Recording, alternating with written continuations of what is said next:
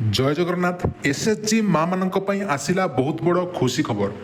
1,63,757 स्वयं सहायिका गोष्ठी आकाउंट को बैंक ऋण फेरस्त बाबद को 110,97,58,860 टंका आर्थिक अनुदान पठाଯିब एवं एसहित मिशन शक्ति विभाग सह 4टी बुझाणा पत्र स्वाक्षर कराजिब जहाँ स्वयं सहायक गोष्ठी को आहुरी प्रोत्साहन जोगाइब। एने उपमुख्यमंत्री श्रीमती प्रभाती परिडा आज मिशन शक्ति स्वाक्षर कार्यक्रम में मत प्रकाश करिसेंती। तो यही बुझाणा पत्र स्वाक्षर कार्यक्रम में उपमुख्यमंत्री श्रीमती परिडा मुख्य अतिथि भाव जोगदे कहले जे माननीय मुख्यमंत्री श्री मोहन चरण माझी दिगदर्शन में तृणमूल स्तर में महिला नेतृत्वाधीन उद्योग सृष्टि करने मिशन शक्ति विभाग समस्त प्रकार पदक्षेप नेउछंती। तृणमूल स्तर माने ग्रासरूट लेवल आमर गाँ गहलू आरंभ करी महिला मानू उद्योगी करने एथिपाई पदक्षेप निया जाउची। ओडिशा आदिवासी नियारा पारंपरिक कला और कौशल उपर गुरुत्व देवा सह स्वयं सहायक गोष्ठी माध्यम ओडिशा रे लक्षपति दीदी संख्या वृद्धि कराजिबो बोली से मत प्रकाश करथिले। तो नियारा आदिवासी मानकर कला कौशल उपर फोकस करा जाउची एवं ओडिशा रे लक्षपति दीदी वृद्धि करबा पई जेमिति समस्ते उद्योगी हेबे, समस्ते व्यापार करी इनकम करि परिबे से उपरे मध्य ध्यान देबाकू उपमुख्यमंत्री परामर्श देइछन्ति।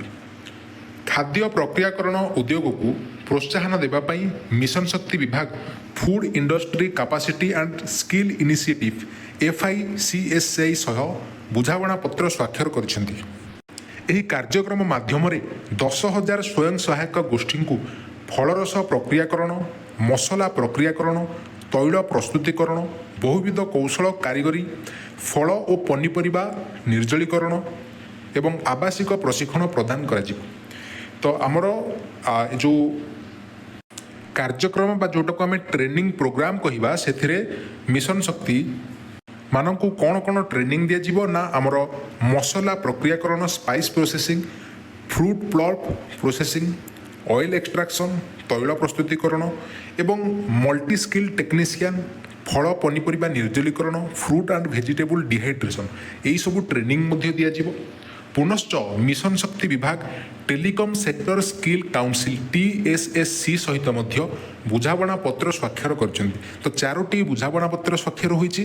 प्रथमटी आपणकर FICSI जोटा कि food industry capacity and skill initiative सहित एवं सेकेंडटी होछि टेलीकॉम सेक्टर स्किल काउंसिल जोटा कि TSSC रही। तो प्रयोगात्मक प्रकल्प माध्यम प्रथमे कटक जिले में 30टी ग्राम पंचायत 60 जन महिला को मोबाइल हैंडसेट मरामती कार्य विषय में ट्रेनिंग दि जाव।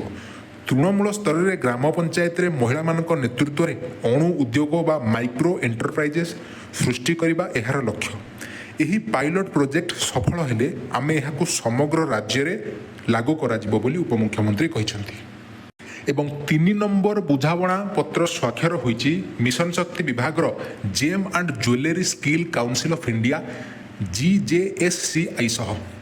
यही बुझाणा पत्र स्वाक्षर होईछि 1440 स्वयं सहायक गोष्ठी सदस्या सिल्भर फिलिग्री बा तारकसी निर्माण कला ट्रेनिंग करा जिबा सह ई-कॉमर्स साइट और बाजार संजोग करा जिवो।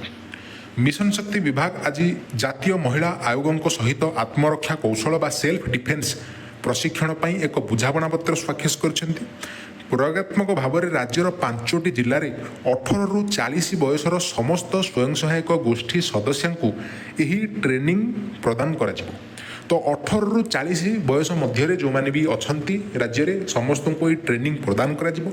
महिला मानक आत्मविश्वास वृद्धि करने सह महिला सुरक्षा प्रति सचेतनता और गोष्ठी एकता को प्रोत्साहन देवा यही कार्यक्रम मूल लक्ष्य। तो दर्शक बंधु जदि आपण मानकू भिडियोटी बहुत इनफॉर्मेटिव लगी भिडियोटी बनैबारे बहुत कष्ट होउछि कंटेंट खोजिबाकू, तेणु आपण माने समस्ते चैनल को सब्सक्राइब करंतु, वीडियो को लाइक करंतु जाफल कि परवर्ती समय आम चैनल रे एभली वीडियो आपण माने पाई परिबे। तो आपण माने जानिबाकू पाइले जे स्वयं सहायक गोष्ठी सदस्य मानकू बहुत गुड़िए ट्रेनिंग दिया जिवो एवं एहाकू नै मिशन शक्ति विभाग सह 4टी बुझाणा वर्तमान स्वाक्षर करा जाइछि जोटा कि आपणकर FICSI, TSSC, GJSCI एवं NCW एवं पाखापाखि 1,63,757 स्वयं सहायक गोष्ठी अकाउंट को 110,97,58,860 ଟଙ୍କା ଆର୍ଥିକ ଅନୁଦାନ ପ୍ରେରଣ କରାଯିବ, ଯାହାକୁ ନେଇ ଉପମୁଖ୍ୟମନ୍ତ୍ରୀ ପ୍ରଭାତୀ ପରିଡ଼ା ମ୍ୟାଡ଼ାମ ସୂଚନା ଦେଇଛନ୍ତି।